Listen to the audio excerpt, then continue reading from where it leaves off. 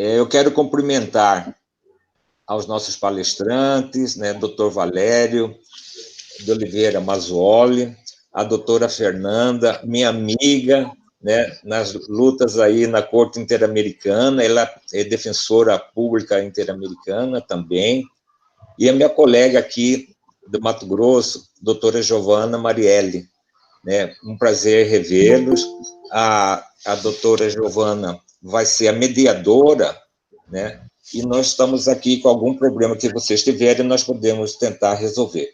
Então, eu passo a palavra à doutora Giovana para suas considerações e ler os currículos, né, dos nossos palestrantes. Muito obrigada, doutor Roberto. Mais uma vez, eu gostaria de cumprimentar todos e todas que estão na sala virtual e dizer da grande honra que é receber, no seio da Defensoria Pública, duas pessoas de notório conhecimento.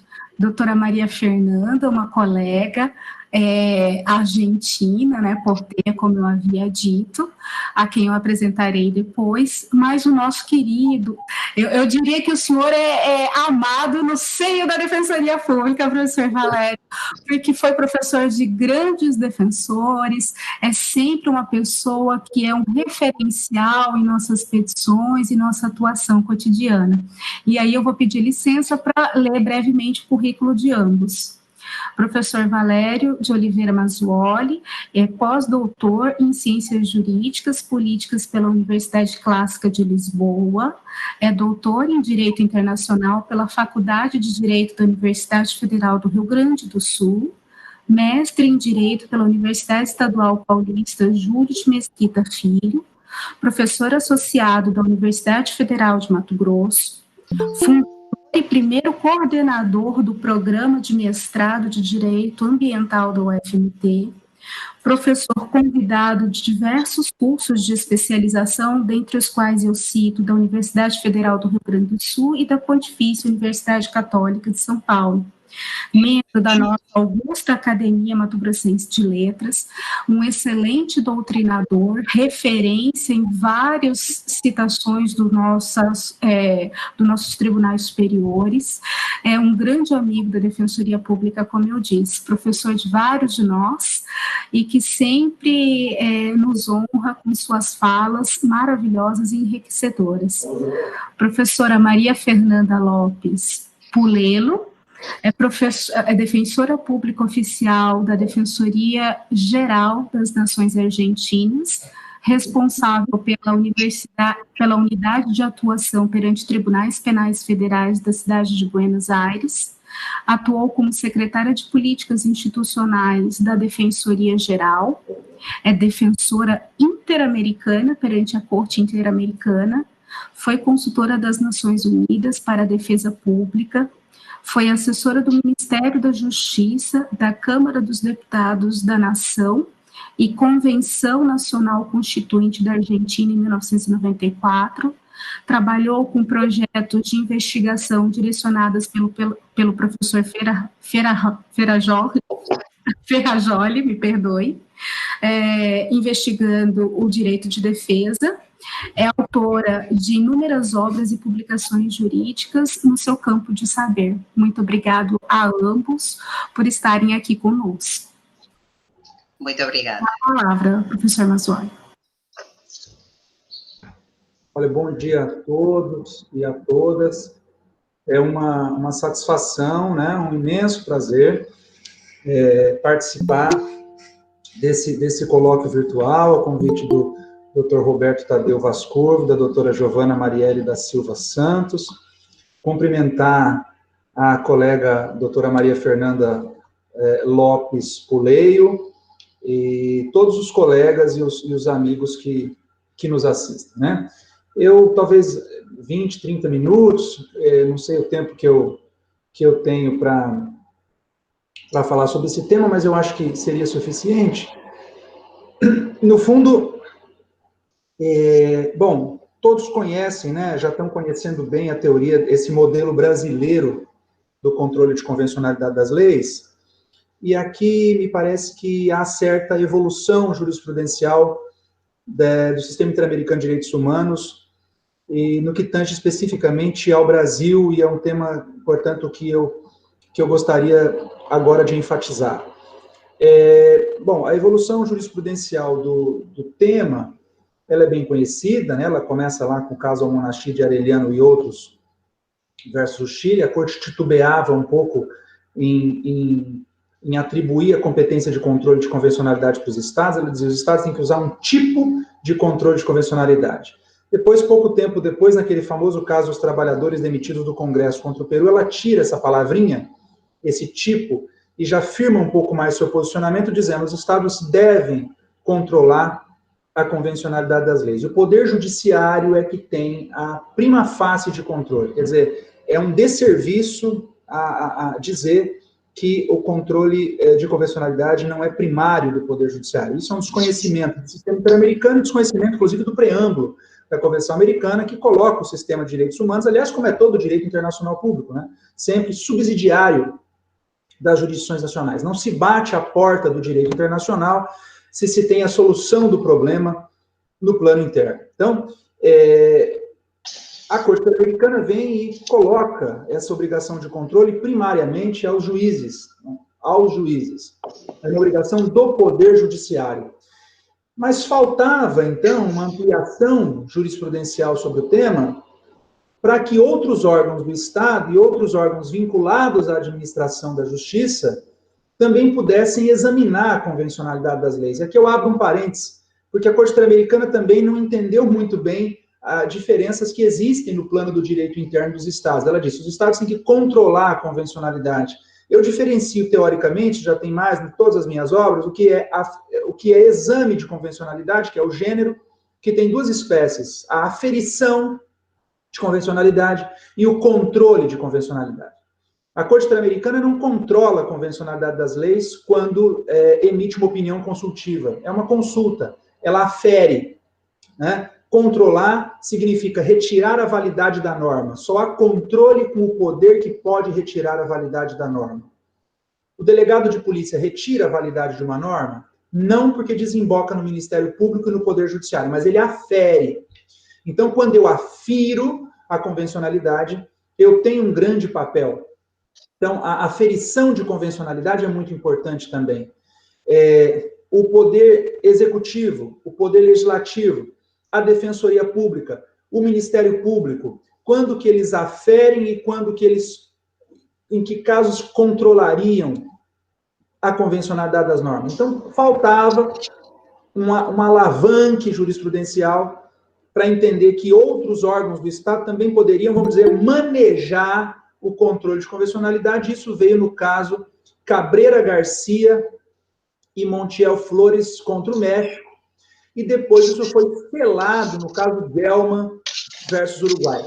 A Corte vem e diz que todos os órgãos, os poderes, incluídos, os órgãos do Estado, incluídos, entre aspas, incluídos os juízes, têm a competência de controlar a convencionalidade das leis, mas todos os órgãos do Estado vinculados à administração da justiça têm essa obrigação de controlar essa convencionalidade. Todos os órgãos do Estado vinculados à administração da justiça. É dizer, tanto o Poder Judiciário, quanto a Polícia Judiciária Civil, quanto o Ministério Público, quanto a Defensoria Pública, quanto o Conselho Nacional de Justiça, por exemplo. Então, a Corte amplia a sua competência de controle para todos os órgãos vinculados à administração da justiça. E no caso Gelman versus Uruguai, ela repisa essa tese e diz que esses órgãos, incluídos os juízes, perceba, incluídos os juízes, o juiz também controla, mas não são mais o ator único do controle, devem exercer esse exame de compatibilidade. E esse exame de compatibilidade, nos termos dos regulamentos internos e das normas processuais correspondentes, ele deve ser exercido ex officio, ou seja, não depende de pedido da parte. E isso foi um avanço absolutamente significativo, que fez com que então, alertasse os estados sobre a necessidade de outros órgãos vinculados à administração da justiça, como é o caso da Defensoria Pública, participarem, portanto, do exame de convencionalidade das leis. E eu destacaria um detalhe muito significativo nessa evolução jurisprudencial, que eu acho incrível que pouca gente percebeu. Eu não vi uma obra escrita no continente americano comentando esses dois outros casos. Eu acho isso inacreditável. Eu tenho batido isso nos meus livros. O caso Garífuna de Punta Piedra versus Honduras, que foi julgado em 8 de outubro de 2015, que a Corte Interamericana vem dar um salto qualitativo e axiológico gigantesco. Ela vem dizer, além do controle ser ex officio, ele tem que respeitar todos os padrões internacionais relativos à matéria. E aí eu dou o seguinte exemplo para uma sentença ser considerada tecnicamente perfeita. E aí, é aí que vem o papel da Defensoria Pública no exigir do Poder Judiciário que essa sentença seja lavrada da seguinte maneira. Então, nós estamos diante de um caso que envolve o direito de um ser humano, mulher. Eu controlo a convencionalidade ex officio, de acordo com todos os princípios relativos aos direitos das mulheres, Convenção dos Direitos das Mulheres, Convenção de Belém do Pará, Convenção sobre Violência Doméstica e Proteção dos Direitos das Mulheres, etc. Mas é um ser humano, mulher, criança. Todos os princípios relativos aos direitos das mulheres, todos os princípios relativos aos direitos das crianças. Convenção das Nações Unidas sobre os Direitos das Crianças, padrões internacionais do Comitê de Proteção das Crianças, etc. Mas é um caso que diz respeito a uma mulher, criança indígena. Todos os padrões internacionais relativos às mulheres, todos os padrões internacionais relativos às crianças, todos os padrões internacionais relativos aos povos indígenas e comunidades tradicionais. Mas é uma mulher, criança, indígena com deficiência. Nem precisa mais explicar. É uma mulher, criança, indígena com deficiência, refugiada. É uma mulher, criança, indígena com deficiência, refugiada em situação de rua. Conseguem perceber a fineza e a sintonia fina que uma sentença tem que chegar para atender a jurisprudência do caso Garífuna de Punta Piedra? O requinte de especificidade, isso vai depender da Defensoria Pública. O requinte de especificidade que uma sentença tem que chegar para atender a jurisprudência do caso Garífuna de Punta Piedra, segundo todos os padrões internacionais relativos à matéria, isso é uma obrigação realmente do Poder Judiciário, quando então o que se pretende é essa interseccionalidade, como diz Kimberly Crenshaw, essa interseccionalidade do ser mulher, do ser criança, do ser indígena, do ser refugiado, do ser pessoa com deficiência, que ainda está, para piorar tudo, numa situação de rua. Como se não bastasse, outro caso muito pouco observado na América Latina foi o caso Trabalhadores da Fazenda Brasil Verde contra o Brasil, que é uma lição. Isso aí tem que estar colado dentro do Ministério Público, nos gabinetes dos promotores de justiça, de todo o Brasil. Porque foi a falta de ação do Ministério Público que levou à condenação do Brasil no plano internacional. Como no caso Escher também, que o Ministério Público não investigou a contento, como no caso Gomes Lund, que o Ministério Público deu parecer federal, deu parecer favorável à validação da lei de anistia, depois mudou radicalmente de posicionamento depois da condenação do Brasil. Foi omisso e leniente na proteção de direitos humanos nos primeiros 20 anos da redemocratização do Estado brasileiro. Depois da condenação em 2010, os novos procuradores da República deram um salto qualitativo e aí sim disseram, olha, nós temos que agir. Porque foi uma vergonha o que o Ministério Público Federal lenientemente fez antes, entendendo pela validação de uma norma que é absolutamente convencionalmente inválida, porque perpetua um crime contra a humanidade. Depois mudou de posicionamento e agora tem força-tarefa para continuar no processamento criminal de quem cometeu crimes em nome da ditadura militar brasileira. E no caso dos trabalhadores da Fazenda Brasil Verde, a Corte vem mais uma vez e diz, olha, não são os órgãos do Estado vinculados à administração da justiça. Quase ninguém percebeu isso também, eu fico impressionado. Ele vai dizer, todos os poderes e órgãos do Estado em seu conjunto. Eu tenho defendido doutrinariamente que o Poder Legislativo, que as comissões de Constituição e Justiça agora são comissões de Constituição, Convencionalidade e Justiça.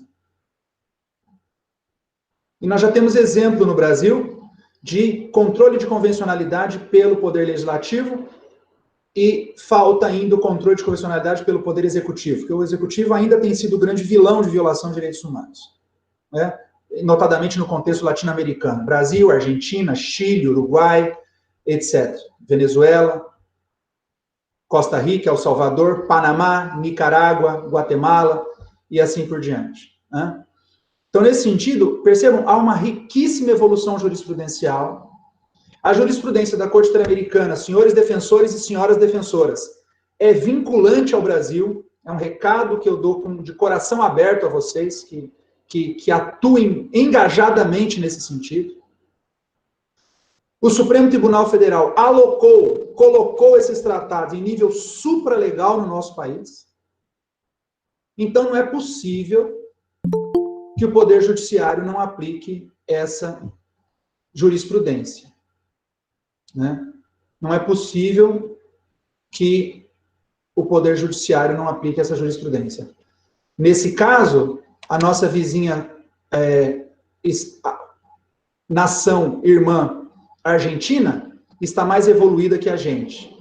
Lá no caso Mazeu, me lembro bem o caso Mazeu, o caso Cafés La Virgínia, todos esses casos em que a Suprema Corte Argentina já aplica, inclusive, recomendações internacionais. Nós não chegamos nesse nível ainda no Brasil, de aplicar, inclusive, pareceres consultivos do sistema internacional e entendê-los, caso Mazeu emblemático, e entendê-los como vinculante para a nação.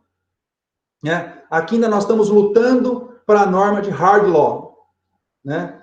E ainda temos essa grande dificuldade. Então, isso vai depender também de quem vindica pelo Poder Judiciário o grande papel, que eu sou realmente, como dizia a doutora Giovana, mas sem qualquer favor, eu sou entusiasta da Defensoria Pública no Brasil.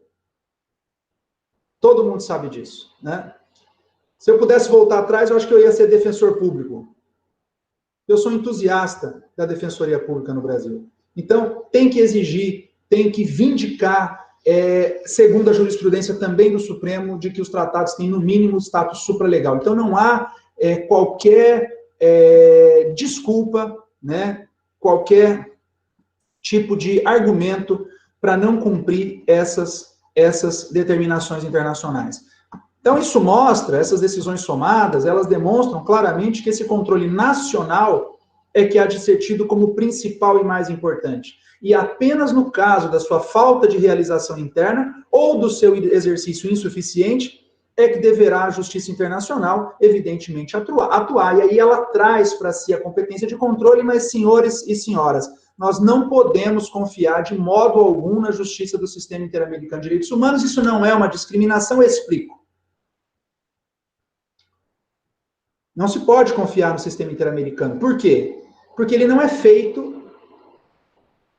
para funcionar. O que o senhor está me dizendo? Vamos aos números. Vamos aos números. De 2014 a 2017, a média, está no site da OEA, não sou eu que estou dizendo, a média de denúncias feitas na Comissão Interamericana, quem já foi à comissão, eu já fui lá umas 10 vezes, tem uma sala das denúncias que não dá para andar, de tanto papel que chega, vai chegando todos os meses, ok? Então, chega uma média de 5 a 6 mil denúncias por ano, é muita denúncia, né? Dessas 5, 6 mil denúncias por ano, ela faz a admissibilidade de uma média de 16, 17. Ora, já não começa a bater a conta a partir daí, né? Então, ela tem um critério que ainda é muito obscuro, estamos estudando isso. Quais os critérios que a Comissão Interamericana tem para escolher um caso? Claro que são grandes leading cases. Quando você lê uma decisão da Comissão Interamericana, ela vai dizer, olha, é uma oportunidade que a Corte tem de resolver o problema das anistias no contexto americano. Isso vai. é um problema, é uma oportunidade que tem de resolver o problema das indústrias extrativistas e dos povos tradicionais e dos prejuízos às comunidades ribeirinhas e povos tradicionais e povos indígenas no contexto latino-americano. Não é aquele senhor que teve seu direito violado no subúrbio de Buenos Aires ou de São Paulo. Dessas 16 admissibilidades, ela manda 10 para a Corte Interamericana. A Corte conhece de uma média de 8 e julga uma média de 3 a 4 por ano. Entrem no site. São 200 e poucos casos da década de 60 até hoje.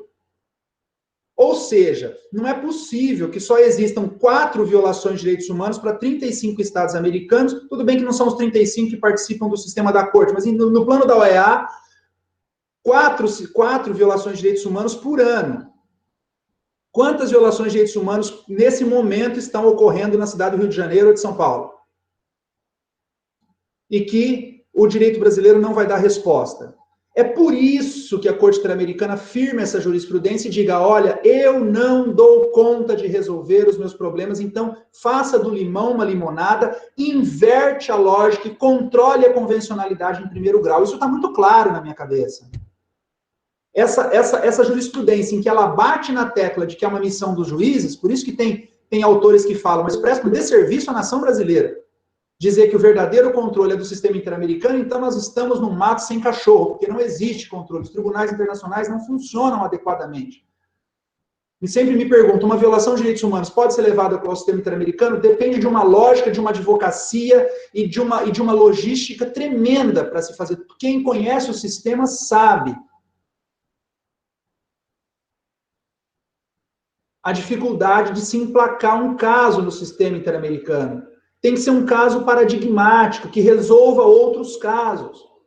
Porque também, pela jurisprudência do sistema, um caso julgado contra a Argentina faz coisa julgada res iudicata contra a Argentina, mas ele faz res interpretata, isso vem de Gelman, contra o Brasil, contra a Guatemala, contra o Suriname, contra o México, contra El Salvador, contra a Nicarágua. É evidente que um caso já julgado não vai ser julgado, reanalisado pelo sistema interamericano, dada a complexidade dos casos e dada a escolha que faz a Comissão Interamericana, que não é clara e nunca foi a escolha dos casos que ela manda à Corte. Há 2 teses de doutorado muito interessantes no Brasil, tentando entender esses critérios que são obscuros, de filtragem dos casos. Não há no regulamento da comissão, não há nas normas de procedimento da comissão, há na reunião que fazem os comissários a portas fechadas para dizer, vai esse e não vai aquele. Vai esse da Argentina e não vai esse do Brasil. São questões políticas de opção. Então, o que eu estou querendo dizer com tudo isso? Senhores e senhoras defensores públicos, que sobra para a gente, e com muito prazer. O trabalho está aqui dentro. O grande trabalho está aqui dentro, está na mão de vocês. Está na mão de vocês. Vocês são defensores públicos brasileiros, vocês também são defensores interamericanos, de certa maneira, todos. Vocês são juízes brasileiros, vocês também são juízes interamericanos todos, porque a Corte Interamericana lhes atribuiu legitimidade para controlar a convencionalidade das leis.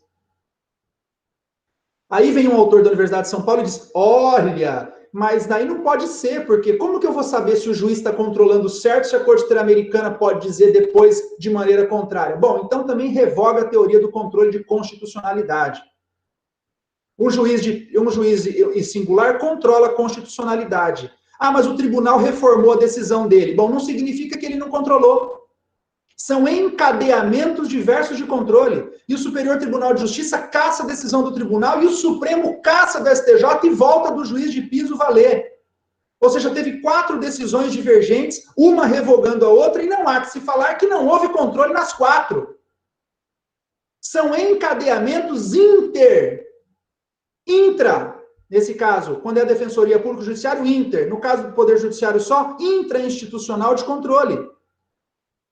Cada um controla no âmbito da sua competência e esse controle vai sendo refinado pelos tribunais superiores nos países que admitem o controle. O Brasil admite, o México não admite. tem que ser uma sala da jurisdição constitucional do tribunal, aí você tem que fazer aquele reenvio prejudicial, não é aquele reenvio do direito internacional privado, o reenvio pré-judicial, como tem no sistema europeu também, do Tribunal X da União Europeia. O Brasil pode, o juiz do rincão mais longínquo do Estado brasileiro, controlar. E não há que se falar que ele não controlou a constitucionalidade porque teve uma reforma da sua decisão. São técnicas e métodos distintos de controle, ou controle de convencionalidade se enquadra no mesmo âmbito de competência e na mesma lógica valorativa e axiológica. Então, o papel é grande da Defensoria Pública na aferição de convencionalidade das leis e no exigir do Poder Judiciário que se manifeste sobre aquela convencionalidade. Porque também nós não podemos esperar que se cumpra, deveríamos, que o Poder Judiciário cumpra ipsis literis a decisão do sistema interamericano quando diz que o controle é ex officio. Vai nessa. Aguarde o controle ex officio, senhores e senhoras defensores públicos. Aguarde.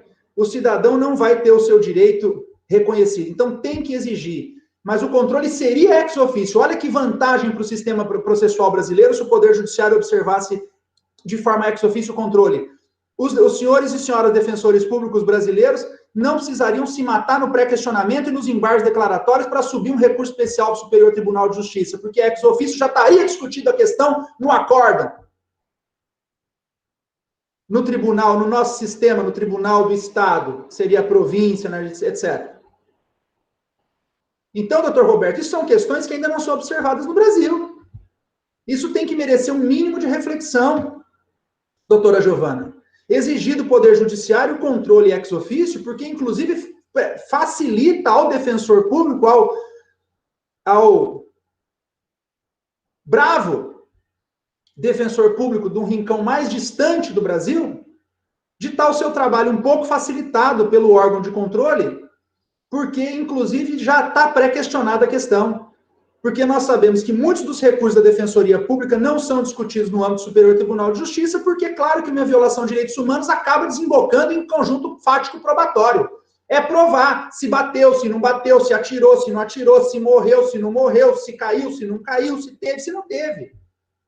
É evidente que vai dar questão de prova. Agora, se o controle de convencionalidade fosse bem feito, aí eu tenho uma questão jurídico, técnico-jurídico, que envolve a interpretação de uma norma convencional que viola ou que está em desacordo com uma norma interna. Aí não há que se falar em falta de exame. Então, pré-questionamento no Superior Tribunal de Justiça, no Supremo é mais difícil por conta da repercussão geral, mas há casos de direitos humanos que têm repercussão geral. E também teria que o plenário do STF decidir isso, e aí também tem que ter uma defensoria pública aguerrida para levar a questão no tribunal. Mas, em suma, o que eu queria dizer um pouco resumidamente, teria muito mais coisa a falar, mas vocês, bem direto, aqui nós estamos num bate-papo íntimo, praticamente, e que nós podemos, então, debater esse tema e falar claramente da necessidade do defensor público levar a questão da convencionalidade e dizer lá para o juiz na sua petição: doutor, eu estou trazendo, mas é ex officio, tá? No tópico 1 da sua petição já cola a decisão de Montiel Flores versus México, Guelma, Uruguai, e trabalhadores da Fazenda Brasil Verde, que inclusive é próprio contra o Brasil, né? Que criminaliza os movimentos sociais.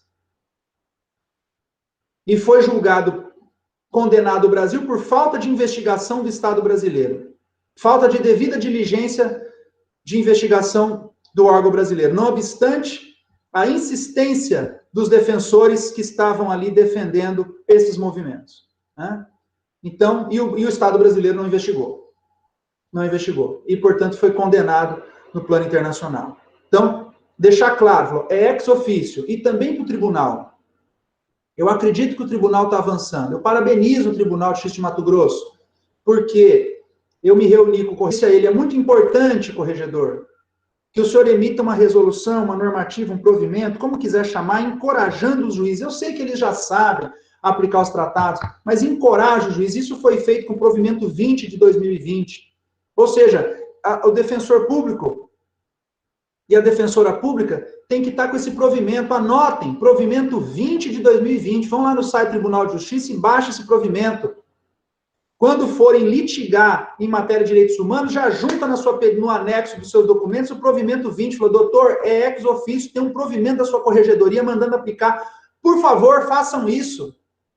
Porque isso está facilitando o seu trabalho na discussão dos recursos, da análise do caso perante o tribunal e, eventualmente, da análise do caso, eu não sei como que está administrativamente na estrutura, e o doutor Roberto pode me esclarecer, da Defensoria de Mato Grosso, se tem defensores já específicos para trabalhar nos tribunais superiores, ou se fica algum em Brasília, ou se aqui, eu realmente não sei. Mas, com certeza, na estrutura de vocês, vocês têm quem vai levar o processo para os tribunais superiores, né? Em suma, acho que até o próprio doutor Roberto trabalha nesse âmbito da Defensoria Pública, né, se não me engano.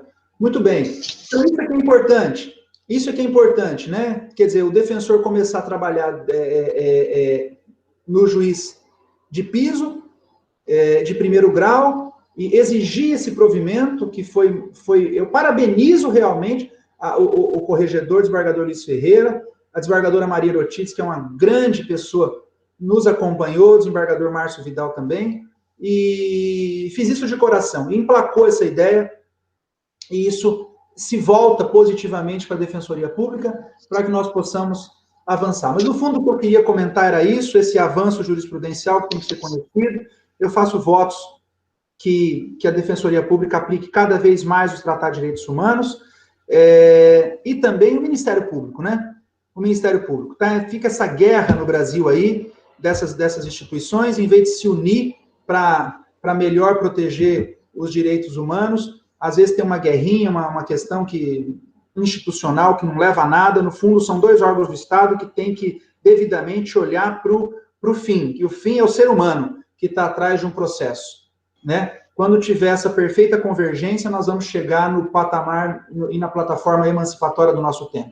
Eu queria agradecê-los, me colocar à disposição, estou com muita saudade de encontrá-los pessoalmente. Eu mato um pouco da minha saudade aqui pelo computador, mas porque muitos colegas aqui estão com a câmera desligada, eu não estou conseguindo ver, vejo o Márcio Dorileu aqui também, mas no próximo evento, quando terminar essa pandemia, se tiver um evento presencial, me convidem, eu quero comer aquele salgadinho no intervalo e dar um abraço em todos vocês. Queria agradecer ao doutor Roberto esse convite, à doutora Giovana esse convite, a tantos amigos que eu vejo aqui, Márcio e tantos outros, e me colocar sempre à disposição. Agradeço, obrigado, excelente dia a todos e a todas.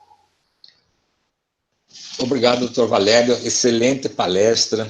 Só queria informar a todos e todas que essa questão de se atuar também nos tribunais federais, né, na Suprema Corte, existe uma possibilidade, alguns estados do Brasil estão juntando, né, 2 ou 3 ou 4 estados para que se alugue um escritório em Brasília para compartilhar os gastos dentro desse escritório, porque o gasto é muito grande. Mas, enfim, já está nos tribunais superiores, alguns estados, espero que Mato Grosso logo entra nessa parceria, né, para poder justamente estar lá nos tribunais superiores. Então, passo a palavra para a doutora Giovana. Muito obrigado, doutor Valério. Como sempre, um expert no assunto. Obrigada, doutor Valério, doutor Roberto. Doutor Valério, então, nós seguiríamos com aquela sistemática sugerida pelo senhor. Agora vamos passar para a doutora Maria Fernanda. Ao final, eu faço as perguntas a ambos os palestrantes e já agradeço, passando a palavra para a doutora Maria Fernanda desde já.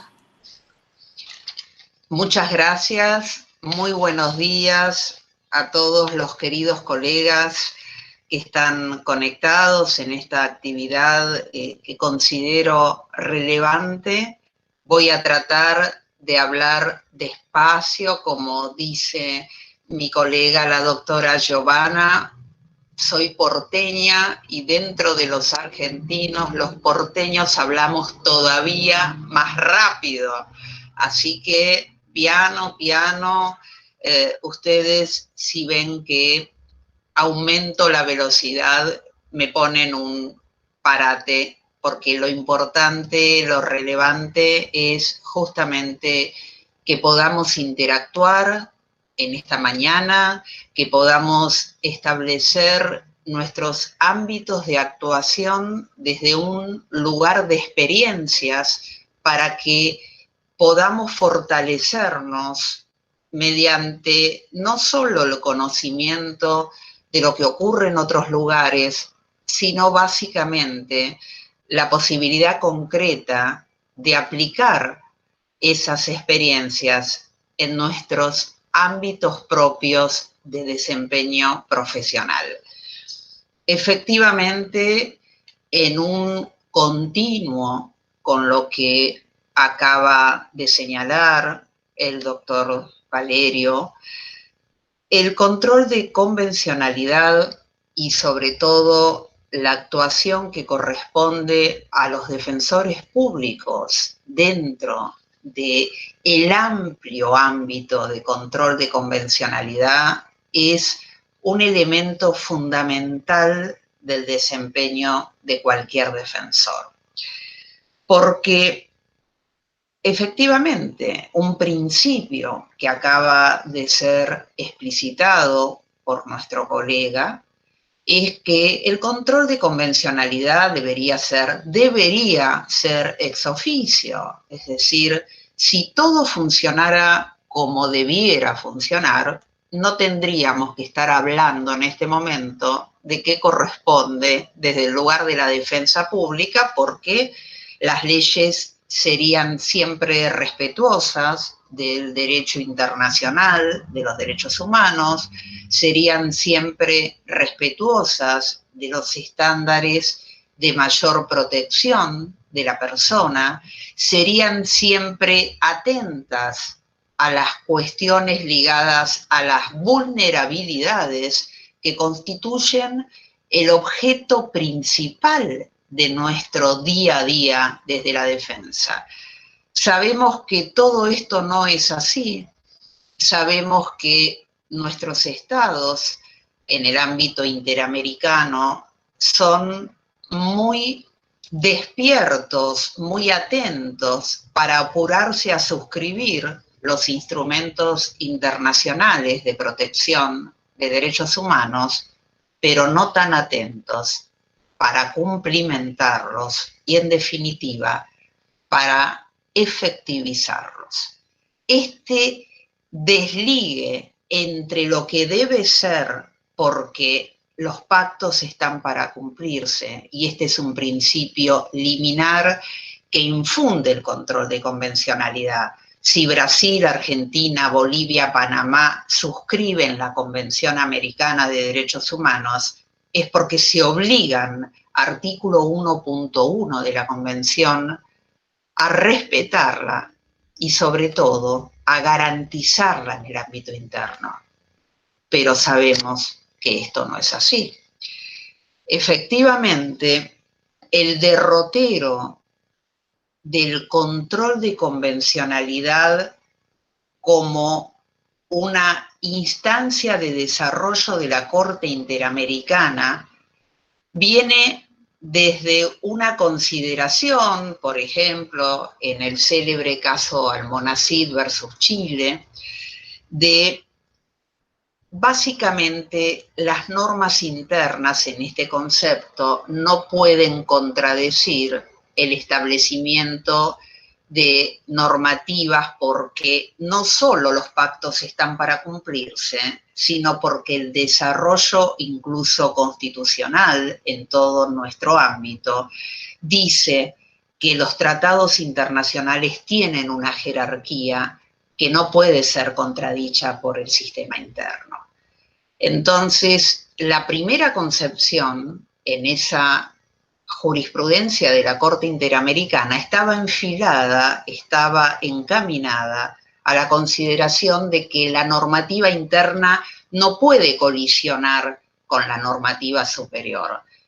Es lo que se llama el control de convencionalidad represivo. Hay que anularla. Después veremos en cada uno de nuestros sistemas constitucionales cómo se establece ahora sí el control de constitucionalidad, por ejemplo, para tener por válida o no válida una ley. Esa es otra cuestión. En el caso argentino, igual se los digo para que lo tengan presente, el control de constitucionalidad es difuso, no hay un tribunal constitucional que tenga la posibilidad de declarar erga omnes la invalidez de una norma, es el Parlamento al que le corresponde. Pero esto nos introduce en una cuestión fundamental, que es una cuestión que también señaló nuestro palestrante, que es la cuestión de que todos los organismos del Estado efectúan control de convencionalidad. Es el Estado el que se compromete con la instancia internacional y es el Estado el que le da a la Corte Interamericana de Derechos Humanos jurisdicción para subsidiariamente, como también se dijo, cuando fracasa el sistema interno, entender en un caso que se lleva al sistema.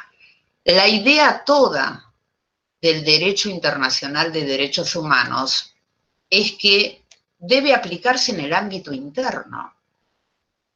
Nosotros como defensores públicos, lo primero que tenemos que hacer con todo este bagaje, con todo este desarrollo del sistema de derechos humanos, es hacerlo valer en el ámbito interno. No pensar en agotar una instancia procesal para, ante el último reclamo insatisfecho, llegar al sistema interamericano. Eso es excepcional y sabemos, como también refirió el doctor Valerio, que es tremendamente engorroso. Yo hoy les voy a contar mi experiencia porque, como comentaba también Giovanna, yo soy defensora interamericana ante la Corte Interamericana de Derechos Humanos y fui quien llevó el primer caso de la Defensoría Interamericana. La Defensoría Interamericana es también un lugar de reaseguro para el control de convencionalidad. Pero antes de esa Defensoría Interamericana hay algo fundamental que habla de nuestra función. Como les decía, que lo relevante es, en este ida y vuelta entre el ámbito interno, el ámbito doméstico y el ámbito de las decisiones internacionales de protección de derechos humanos, es que en este ida y vuelta nuestra función es en el ámbito interno traer aquellos estándares de derechos humanos para aplicarlos en nuestro caso, pero que en circunstancias expresas, que tenemos que trabajar como institución, porque la idea es ir con litigios estratégicos. Nosotros vamos a llevar también casos al sistema. Y este llevar casos al sistema se realiza fundamentalmente de dos formas. Uno es con la Defensoría Interamericana, la vamos a dejar por ahora en un lugar para después volver sobre ello, porque seguramente algunos de ustedes no conocen qué significa esta Defensoría Interamericana, una defensoría que trasciende el ordenamiento de cada uno de nuestros países y que actúa directo ante la instancia internacional.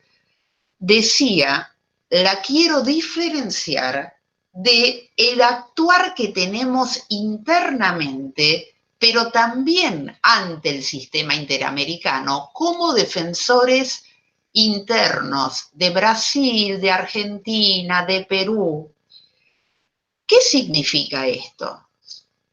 Que cuando nosotros actuamos para que esos tratados internacionales se apliquen en el ámbito interno, desde el primer momento que recibimos un caso, debemos postular el entendimiento no solo de la prevalencia de la norma internacional, sino, y esto es fundamental, de la interpretación siempre pro persona, pro homine, que el sistema va a dar. Es decir, hay reglas de interpretación para la protección de derechos humanos que nosotros permanentemente vamos a establecer en el sistema interno y le vamos a decir, señor juez, usted me dejó preso, me dejó detenido a una persona fundando su detención preventiva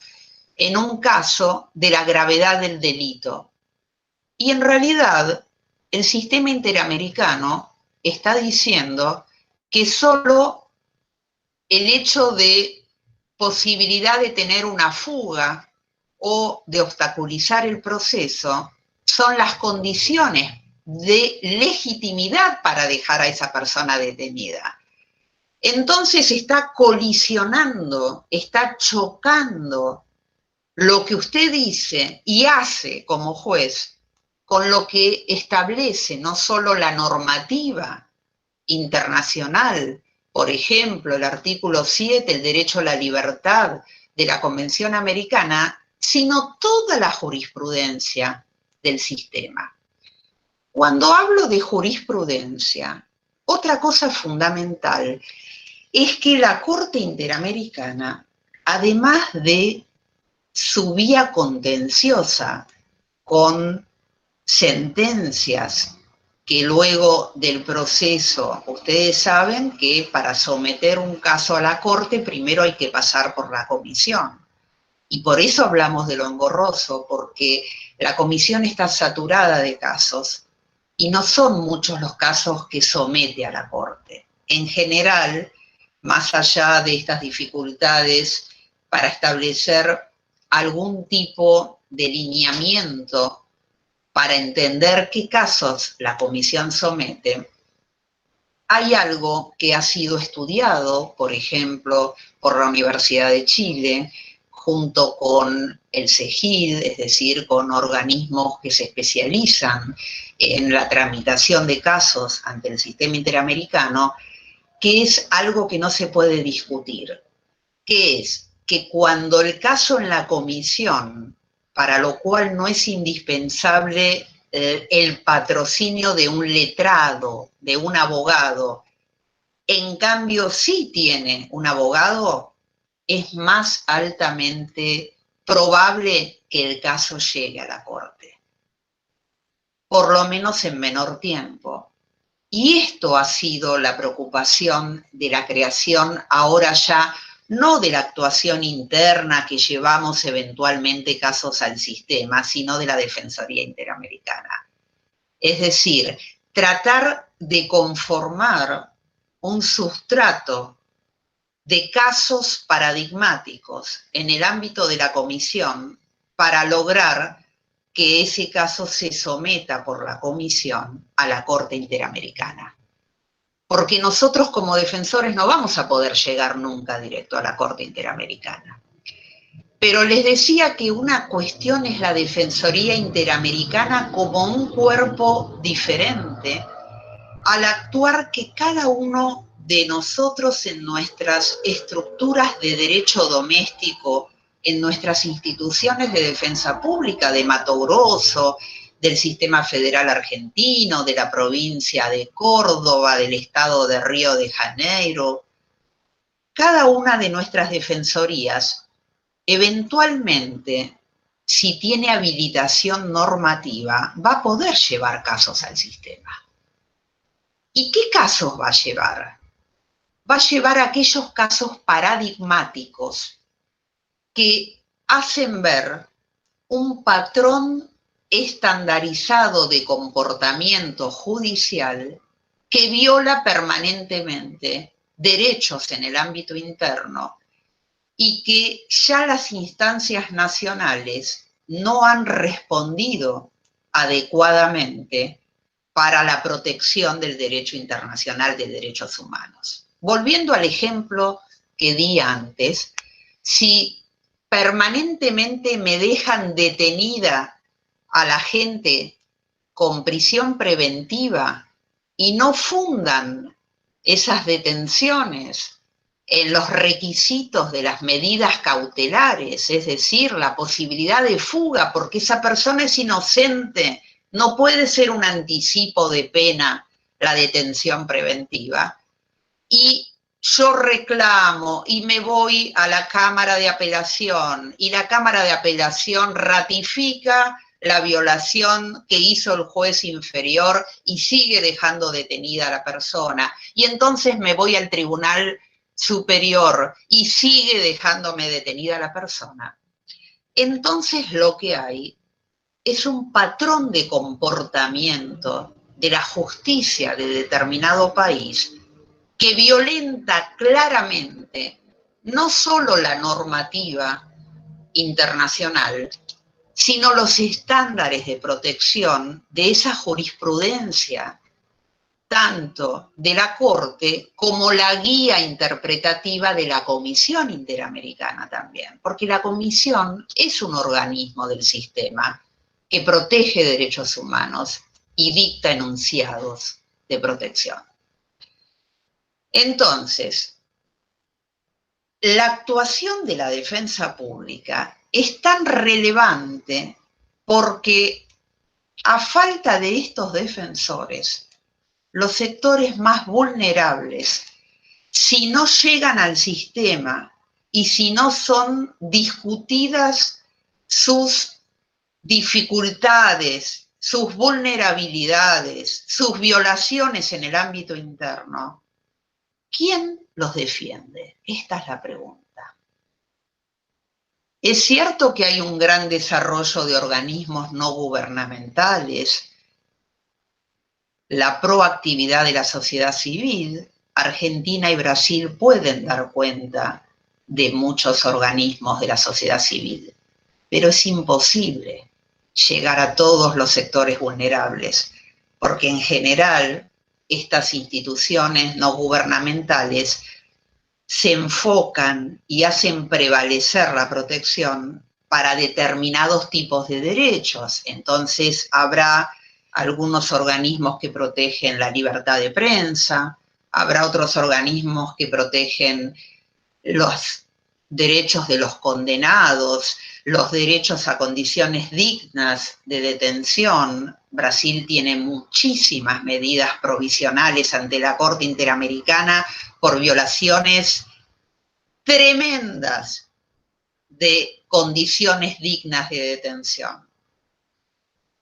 Habrá otros organismos que protegen los derechos indígenas, de los pueblos originarios, de los sin tierra, pero es imposible que haya para todos. ¿Y quiénes, sino los defensores públicos, para proteger los derechos de todos? En todo el espacio interamericano, la intervención que corresponde a la defensa pública suele superar el 80% de los casos totales que gestiona, por ejemplo, el sistema penal. Es decir, que en el 80% de los casos va a haber un defensor público. Y entonces yo les invierto la pregunta y les digo, ¿quién sino ese defensor, este grupo de defensores, para saber si se está realizando un control de convencionalidad o no? Significa que en el 80% de los casos, en todo el ámbito interamericano podemos saber, somos el gran ojo avisor. Podemos saber cómo funciona el sistema de justicia porque representamos el 80% de los casos. Y esto nos da una tremenda responsabilidad, no ya como defensores, como personas, por nuestro compromiso por la lucha del derecho, pero sobre todo de la lucha por la justicia, Esto habla de el rol fundamental de protección contra la discriminación estructural, porque el principio, si uno debe elegir fundamental de todo sistema de protección de derechos humanos, es el principio de igualdad.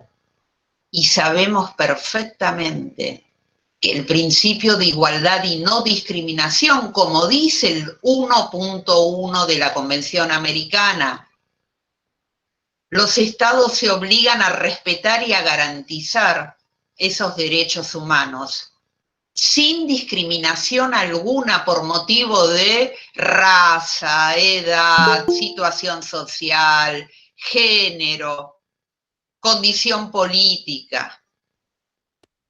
Pero pregunto, ¿esta igualdad que todas nuestras constituciones establecen en la práctica y en todas las normas se cumplimenta? Si una persona por ser pobre no tiene siquiera posibilidad de acceso a un abogado,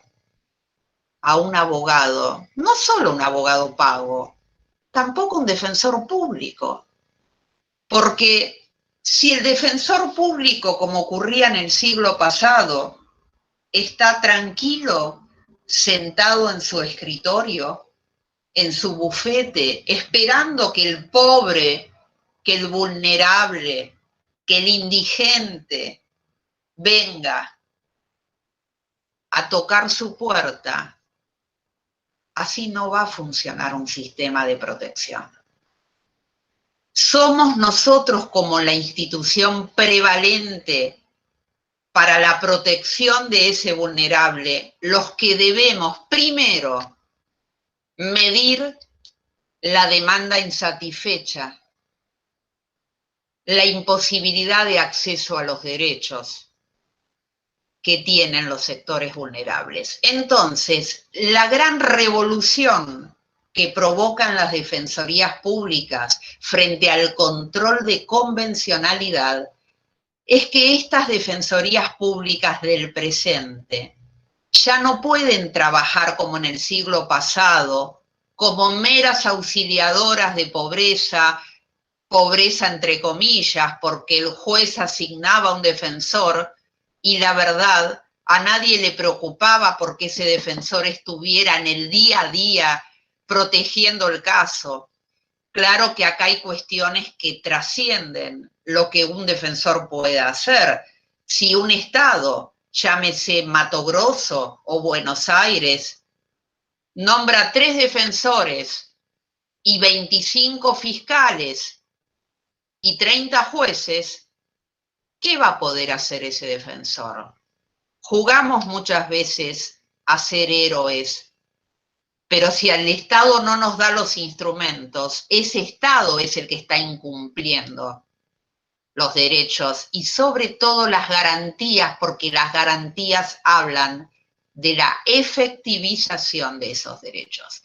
Les decía entonces que la gran revolución que tiene mucho que ver con los últimos 30 años de actuación y de organización de las defensorías públicas interamericanas, es dar el salto, no quedarnos en el escritorio, constituirnos como instituciones de protección y sobre todo de promoción de derechos fundamentales.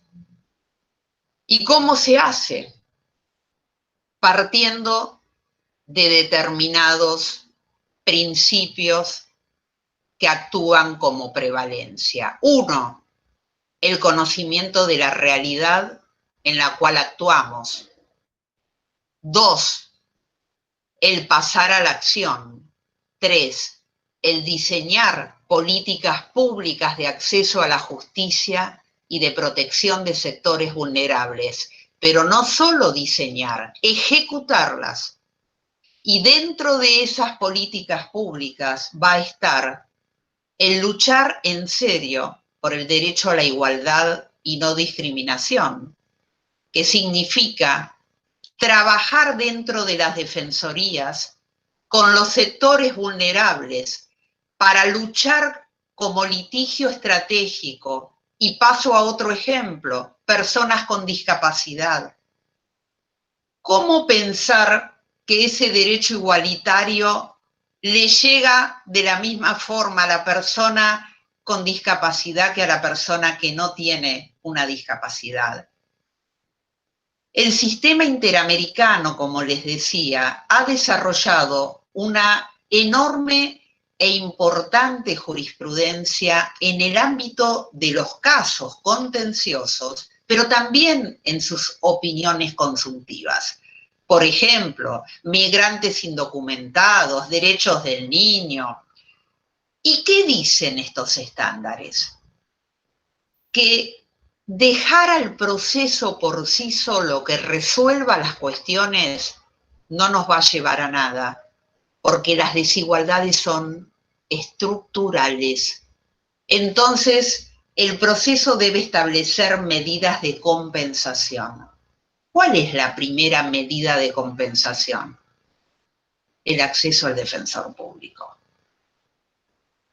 La jurisprudencia interamericana nos ha marcado un camino, pero también hay un ida y vuelta, porque muchas veces al sistema no le llega el caso, porque internamente no hubo nadie que pudiera promover y pudiera demostrar que había una violación estructural. Ese es el lugar que le corresponde a la defensa pública. Quiero contarles cómo hemos venido haciendo en Argentina desde el año 1994, que se reforma la Constitución Nacional. En aquel entonces, yo muy joven, esto habla Roberto de la edad que tengo, uno cuando ya empieza a hablar del año 94, yo fui asesora en esa Convención Nacional Constituyente. Pasaron tantos años, pero una discusión fundamental que se daba en el año 1994 era qué lugar iban a ocupar los tratados de derechos humanos en el texto constitucional. Y Argentina introdujo una cláusula fundamental que dice que los tratados internacionales de protección de derechos humanos tienen supremacía. Tienen supremacía. A partir de allí, todos los jueces tienen que aplicar derecho internacional ex oficio. Y como sabemos que esto no ocurre, ha habido un enorme derrotero, básicamente de la Defensoría Pública, que desde ese año 1994 también tiene jerarquía constitucional. La Defensoría Pública no existía en la Constitución argentina hasta el año 1994, pero claro, ya desde el siglo XIX existía en el sistema argentino, y como ustedes saben, las raíces del derecho indiano hacen aparecer la figura del protector de pobres desde el siglo XVI en el ámbito interamericano, pero no podemos decir que lo que hoy tenemos como estructuras autónomas, justamente fundamental prevalencia, autonomía funcional y presupuestaria para el diseño y ejecución de políticas públicas. Hasta el año 94, pero todavía hoy por el sistema federal, cada provincia organiza su sistema de justicia. Tenemos provincias, por suerte hoy son mucho menos, pero tenemos provincias que tienen defensorías públicas que dependen de los tribunales superiores de justicia. Y esto no puede ser. No puede ser, ¿por qué? Porque en algún momento va a haber un conflicto de interés, porque más allá de la actuación que corresponda a cada uno de los defensores, como institución para diseñar litigio estratégico, políticas públicas, llegar al sistema interamericano, ¿contra quién se llega al sistema interamericano? Contra las decisiones de ese tribunal superior. Entonces, resulta que yo soy juez y soy parte. Esto es lo que no puede ser. Entonces, ¿qué hicimos en Argentina desde el año 94? Fuimos creando en las defensorías autónomas programas para la aplicación de tratados de derechos humanos en el ámbito interno. Y entonces, en la actuación del defensor, se realiza este programa, del cual fui su primera directora. El programa se crea en el año 1998, estableciendo recomendaciones e instrucciones generales para ámbitos concretos donde claramente había violaciones de derecho por parte del Poder Judicial, pero también, como les decía anteriormente, donde se verificaban enormes vulnerabilidades a nivel social y el caso no llegaba nunca a la justicia, porque el gran problema donde se ve la relación entre la discriminación estructural y la desprotección de derechos es en el acceso a la justicia. El caso que me tocó representar no ya como defensora argentina, sino como defensora interamericana, fue un caso de un niño de 14 años a quien se le había caído un hierro oxidado de un campo de entrenamiento abandonado del ejército argentino y le había fracturado la cabeza, el cráneo. Este niño, sin ningún tipo de abogado, porque las vulnerabilidades se multiplican, no se suman aritméticamente. En general, los vulnerables son no solamente pobres, sino que pertenecen a colectivos tradicionalmente vulnerables. Y este era un niño de una familia pobre, con discapacidad. Entonces vamos sumando: menor de edad, pobre, persona con discapacidad. Y por supuesto, este combo, esta unión, lo que provoca es más vulnerabilidad. ¿Qué vulnerabilidad evidente demostró? La falta de acceso a un abogado. La familia no tenía dinero para pagar. ¿Y saben qué? La familia no sabía que existía el derecho a un defensor público. En Argentina, la defensoría es siempre integral, cubre todas las materias, y el niño, en un proceso civil, porque era un proceso por daños y perjuicios que el padre inicia para que alguien le dé dinero para hacer una rehabilitación, no sabían que tenían defensores públicos gratuitos. ¿Y quién tenía la obligación de hacérselos conocer? El juez. Y el juez tampoco se los dijo. En un proceso escrito, donde estoy convencida, el juez indolente tampoco sabía que el niño tenía discapacidad. Ni siquiera lo vio nunca. Físicamente, presencialmente. Entonces, la Corte Interamericana, en este caso, que ese niño hoy tiene más de 42 años y el caso todavía lo estamos ejecutando, supervisando, porque el Estado argentino no termina de cumplimentar las reparaciones ordenadas. Pero digo, en ese caso, la Corte también emite un principio fundamental del control de convencionalidad. El control de convencionalidad significa, como les dije, que todos los organismos del Estado deben cumplir con las directrices del sistema de protección, con las normas y con las interpretaciones en los procedimientos judiciales, pero también administrativos. Y allí la Corte establece algo fundamental, que habla de la ligazón entre el conocimiento de derecho y la necesidad de ese conocimiento para la efectivización del derecho. Le dice, al Estado argentino. Usted tenía unas normas maravillosas, como yo les digo.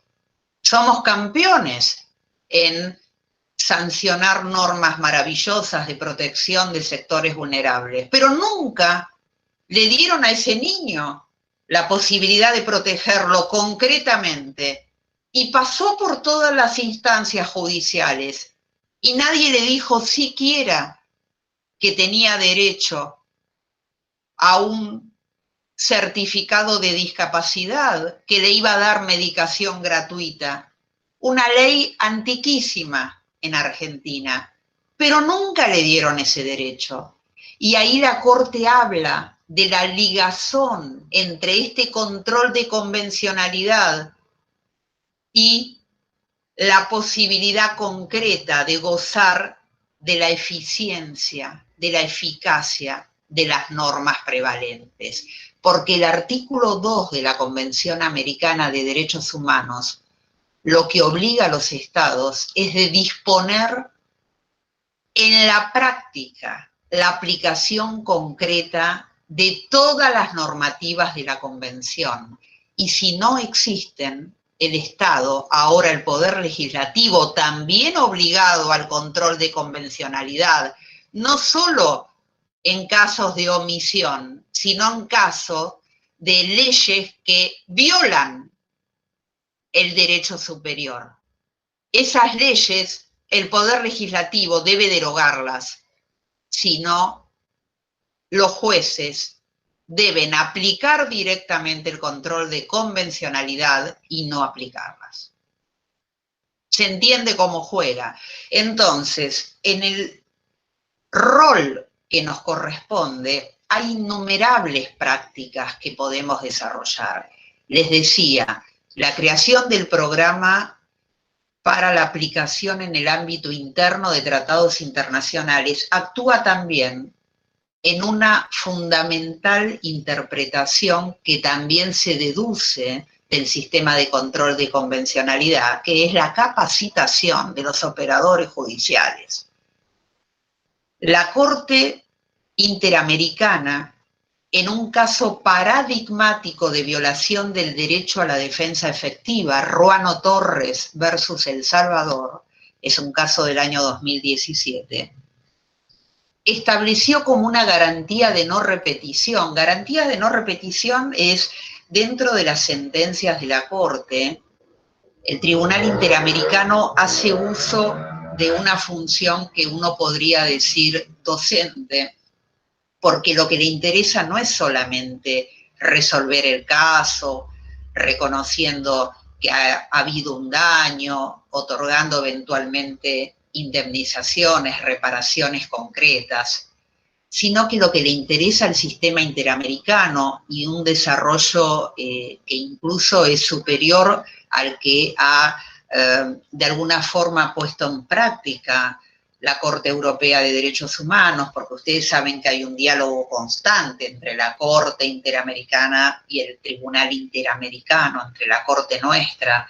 con sede en Costa Rica, pero algo fundamental que viene desde hace muchísimos años ejercitando la Corte Interamericana es la garantía de no repetición. Decirle al Estado, mire, si usted sigue teniendo leyes que violentan, por ejemplo, tratados en el ámbito interamericano, usted debe derogar esas leyes.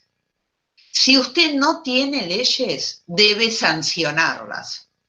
Si usted tiene funcionarios judiciales que realizan reconocimientos en rueda de personas sin presencia de un defensor público, o con la presencia de un defensor público, como pasó en Ruano Torres, pero que no hace nada, y que en esa rueda de reconocimiento de personas resulta que hay una persona que pertenece a la raza negra y hay una persona que pertenece a la raza blanca. Eso no es una rueda de personas como establece el Código de Procedimientos. Si usted hace eso, es porque los jueces no están respetando el derecho internacional. Entonces, digo al Estado de El Salvador que debe dictar cursos de capacitación. Y entonces acá el rol de la defensa pública es fundamental, porque en Ruano Torres hubo 2 violaciones por parte del defensor público, que no cumplía la normativa que establecía el Código de Procedimientos que en un plexo se incorpora a la normativa internacional para la protección de la persona, pero también del juez, porque cuando un defensor incumple con algo que es patente, que está a la vista, que es evidente, también tiene responsabilidad el juez por la no protección del derecho a la defensa efectiva. Entonces, desde el lugar de las defensorías públicas, hay que trabajar muchísimo para, primero, capacitar y, segundo, aplicar en concreto estos estándares. Los estándares del Sistema Interamericano de Protección y del Sistema Universal también, el Sistema de Naciones Unidas. Desde el año 1998, con la Ley Orgánica de la Defensoría Argentina, nosotros llevamos casos al Sistema Interamericano y al Sistema Universal de Derechos Humanos, desde la Defensoría. Entonces, ¿cuáles son los casos que llevamos? Llevamos aquellos casos que demuestran un patrón de violación de derechos humanos que se van repitiendo y que necesitamos que en el ámbito interno, una vez agotadas las posibilidades, recuerden que la prevalencia es tratar de que ese tratado internacional se aplique en el ámbito interno, no esperar ir al sistema para 20 años, esperar que haya una sentencia. Entonces, actuamos como litigio estratégico seleccionando los grandes temas de violación. Y así fue que la Defensoría Argentina llevó más de 60 casos desde el año 98. ¿Cuáles son las materias? Hemos llevado casos ligados a la protección efectiva del debido proceso, del derecho a la defensa técnica, pero hemos llevado casos también por imposición de penas perpetuas a menores de edad. Hemos llevado casos por protección de derechos indígenas, por la imposibilidad de acceder al agua como un bien público, un servicio fundamental. Hemos llevado casos por discriminación de género, hemos llevado casos por violación de los derechos de la mujer, por casos de violencia de género. Hemos llevado casos por violación del derecho al recurso. Y fíjense ustedes que son los grandes casos que hablan de los sectores vulnerables. Hemos llevado casos por protección de los pensionados, de las personas de la tercera edad. Llevar casos no significa solamente ingresar al sistema contencioso. También significa interactuar en la Comisión para el Dictado de Directrices de Derechos Humanos y en el ámbito de la OEA, de la Organización de Estados Americanos en general, poder interactuar para lograr resoluciones. La AIDEF, la Asociación Interamericana de Defensorías Públicas, ha trabajado mucho en ese sentido. Y Roberto Tadeu Bascurbo y yo nos conocemos gracias a eso. Porque la Defensoría Interamericana, que como les digo, es una defensoría que lleva casos que llegan sin abogado ante la instancia internacional, por las vías que fuere, pero cuando se observa que la falta de un abogado significa una debilidad absoluta en la protección del derecho, ahí va a intervenir un defensor interamericano. Y esto va a potenciar la protección del derecho y sobre todo el conocimiento en todas las defensorías. El caso que intervino Roberto sobre solicitantes de asilo y refugio era un caso que era contra el Estado de Bolivia, de una familia peruana, pero Roberto es de Brasil y el otro defensor era de Paraguay, y en realidad la familia ya estaba viviendo en Chile. Fíjense la cantidad de países involucrados con defensores públicos, despiertos, comprometidos, que van siempre atrás para llevar la bandera que hay que plantar ahora sí adelante en la protección de derechos. Somos la voz de los que normalmente no tienen voz para hacerse oír en los tribunales y en otras instancias.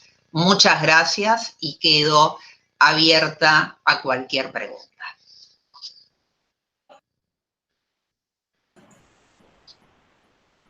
Muito obrigada, professora Maria Fernanda, por compartilhar toda a sua expertise, não só na Corte Interamericana, como dos colegas da Argentina que já litigam sobre o controle de convencionalidade há muito mais tempo que nós aqui no Brasil. Doutor Roberto? Então, Maria Fernanda, permita-me chamar assim pela nossa amizade. Foi muito interessante a sua colocação, porque fez um passeio, né, em como funciona a defensoria pública em relação ao controle de convencionalidade. Infelizmente, nós ainda no Brasil, né, doutor Valério, alguns juristas discutem, né, sobre essa supremacia, né, da convenção, dos tratados internacionais, em relação à nossa norma interna. Infelizmente, lógico, está muito claro, em que pese está muito claro, mas parece-me, eu lendo a Constituição da Argentina, ela é claríssima, né, em dispor a atuação no direito internacional. Então, nós podemos passar agora já as perguntas, né, para o doutor Valério, para a doutora Maria Fernanda.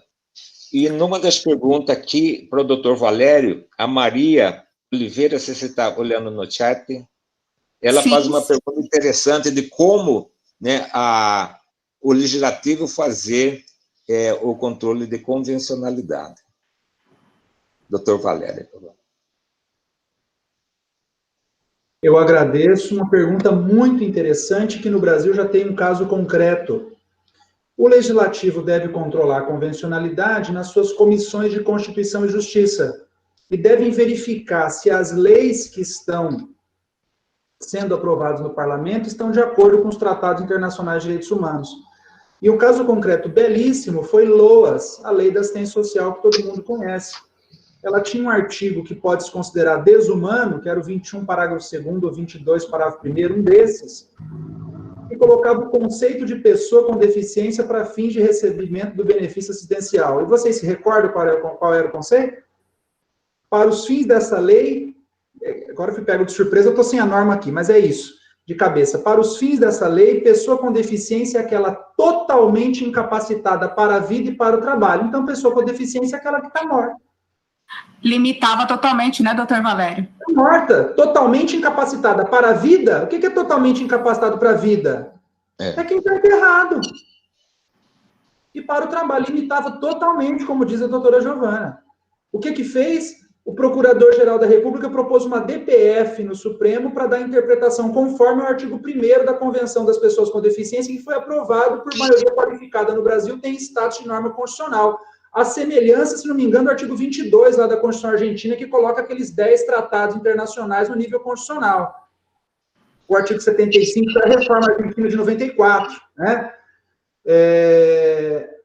Enfim, o que fez? O Congresso Nacional, vendo essa DPF, fez o que tinha que fazer, que é tomar vergonha na cara, e fez um projeto de lei revogando a lei, colocando no artigo 22 lá, o artigo do conceito do tratado, e essa DPF, o ministro Celso de Mello deu um despacho que, é evidente, ela perdeu o objeto, porque a finalidade dela era mudar a lei, e o próprio Congresso fez exemplo belíssimo de controle de convencionalidade pelo Poder Legislativo, que não deixou o Supremo Tribunal Federal julgar e resolver o problema antes da hora. Pergunta muito boa e teve um exemplo concreto no Brasil.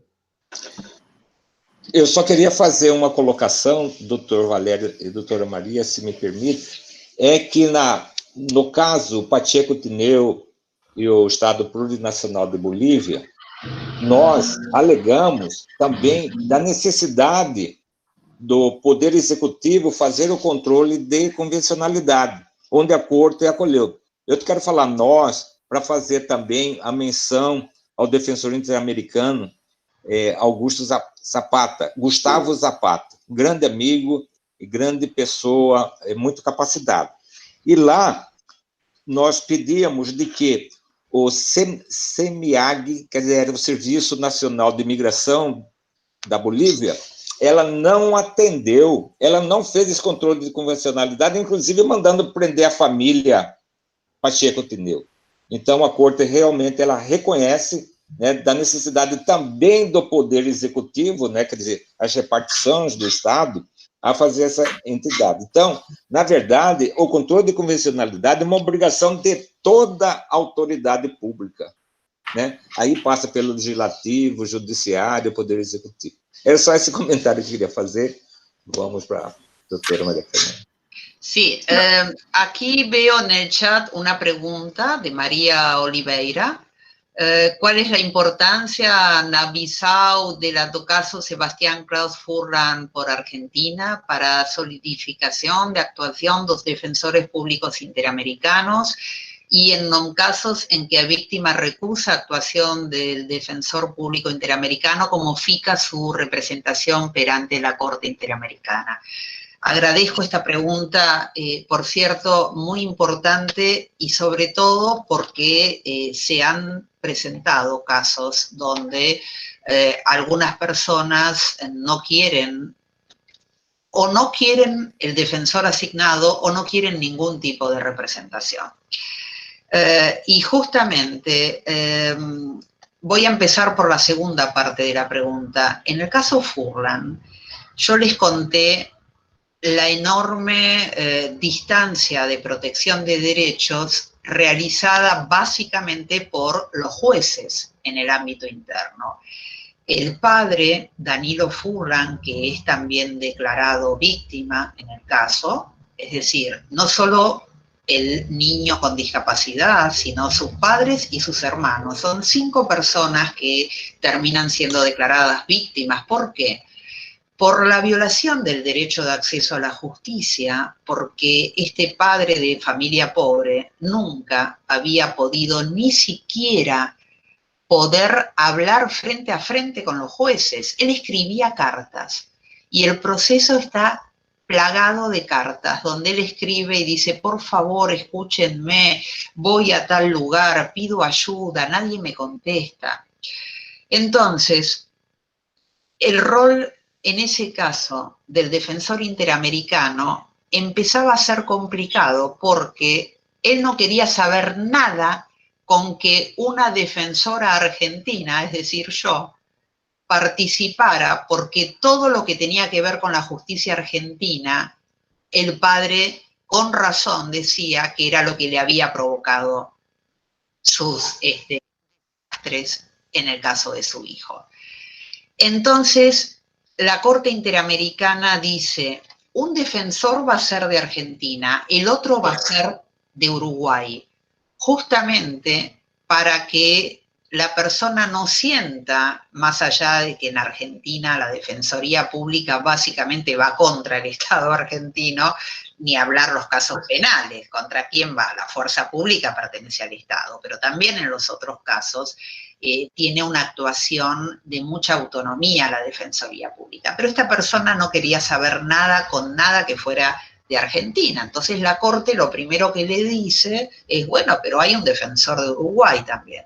No, Uruguay queda muy cerca de Argentina, yo tampoco quiero que sea de Uruguay. ¿Dónde estaba el problema? En su opinión negativa, con razón, porque estaba muy dolorido por la instancia judicial. Entonces, yo tuve un diálogo con este señor, con Danilo Furlan, y le dije algo esto lo suelo contar como una anécdota, le dije, usted tiene derecho a no querer ni siquiera un defensor de Uruguay, a no querer ningún defensor. La Corte Interamericana le dijo que si él no quería un defensor interamericano, él podía seguir el proceso sin un defensor. Pero la idea del sistema de asignar un defensor público es una idea, como les dije, de igualdad, es un mecanismo de compensación. Y hasta que se crea la Defensoría Interamericana, los casos que llegaban hasta ese sistema, ustedes piensen que del otro lado hay abogados expertos, los abogados en general que pertenecen a las cancillerías, a los ministerios de Relaciones Exteriores, a los organismos de cada país, son abogados muy capacitados en derechos humanos. Y del otro lado, una persona que se defiende a sí mismo. Por más que la Corte, porque el procedimiento tiene alguna índole de intervención, no es un proceso clásico civil, ni es un proceso penal, es un proceso mixto el que es ante la Corte. Por más que la Corte protegiera, hay cuestiones que tienen que ver con la defensa técnica, que hay que trabajar estratégicamente el caso. Entonces yo me junté, tuve una reunión con este señor y le dije, usted tiene el derecho, pero conociendo cómo funciona internamente, y déjeme que yo le cuente, denos la oportunidad de demostrarle que nosotros somos autónomos y que usted va a ser bien representado. Después, si no le gusta nuestra intervención, no hay ningún problema. Usted se presenta a la Corte y dice, no quiero saber más nada, pero denos la oportunidad de demostrarle nuestro compromiso. Usted elige. Lo único que le pido es que me lo diga en 48 horas, porque tengo otros casos que representar. Y le voy a adelantar algo, porque estoy segura, esta conversación fue en el año 2010, que van a pasar muchos años y voy a ser yo la que le diga, Danilo Furlan, no me llame todos los días por teléfono. Hoy estamos en el año 2020 y acabo de recibir esta mañana una llamada de él, que una vez por semana me llama. Y esto creo que es lo más lindo, lo más gratificante que podemos tener como defensores públicos, que nuestros defendidos reconozcan que el trabajo se hace para la protección de ellos. Obrigada, professora. Professor Valério e professora